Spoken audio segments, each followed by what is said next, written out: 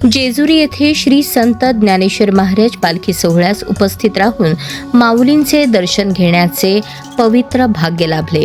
यावेळी आमदार धैर्यशील कदम, युवा नेते विराज शिंदे, पालखी सोहळा प्रमुख ॲडव्होकेट राजेंद्र उमाप, हरिभक्त पारायण चैतन्य, केशवराव लोंढे महाराज, योगी निरंजननाथ महाराज, रोहिणीताई पवार तसेच पालखी सोहळ्याचे मान्यवर पदाधिकारी उपस्थित होते।